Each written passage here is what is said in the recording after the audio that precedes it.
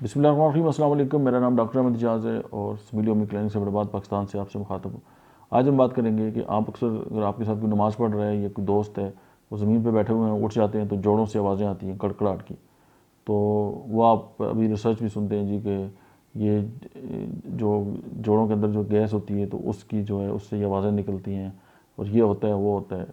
تو کیا باقی لوگوں کے جن کے پٹاخے نکلتے ہیں یا کڑکڑاہٹ ہوتی ہے انہی کے اندر گیس ہوتی ہے اور جن کی جو ہے وہ آوازیں نہیں خارج ہوتی تو کیا ان کے اندر یہ معاملات نہیں ہوتے؟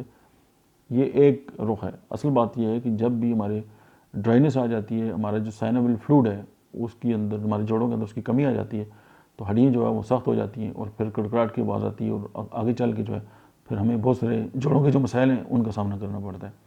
تو اس کے لیے ہومیوپیتھی کی میڈیسن نیٹرم فاس۔ اب نیٹرم فاس ایک ایسی میڈیسن ہے کہ جتنی بھی لوگ جن کا رجحان یورک ایسڈ کی طرف ہوتا ہے یا باڈی کے اندر یا جوائنٹس کے اندر ایسیڈیٹی جب زیادہ ہوتی ہے ہماری باڈی کے اندر، جس کو ہم ایسیڈوسس کہتے ہیں، تو اس کے ساتھ یہ ہوتا ہے کہ ہمارے جوائنٹس کے اندر جو ہے ہڈیاں بربری ہونا سٹارٹ ہو جاتی ہیں اور ڈسٹرب ہونا سٹارٹ ہو جاتی ہے۔ تو نیٹرم فاس ہماری باڈی کی تیزابیت کو کم کرتی ہے، یورک ایسڈ کے لیے بہت اچھی میڈیسن ہے۔ سیکنڈ میڈیسن جو ہے وہ ایسڈ بینزک ہے، یہ بھی یورک ایسڈ پہ بھی کام کرتی ہے اور جوائنٹ کے اوپر اس کا بہت بڑا عمل دخل ہے۔ اور تھرڈ میڈیسن ہے اسٹکٹا۔ اسٹکٹا جو ایسی میڈیسن ہے کہ اگر کچھ لوگوں میں جوڑ پھر جاتے ہیں، اکثر میں نے یہ دیکھا ہے کہ بچے ہوتے ہیں وہ چل رہے ہوتے ہیں تو ان کی اچانک جو پاؤں ہے وہ پیچھے ہو جاتا ہے، یعنی پھر ان کو بڑے اپنی ہڈیوں کو سیدھا کرنا پڑتا ہے۔ تو اسٹکٹا اس کو بھی ٹھیک کرتی ہے۔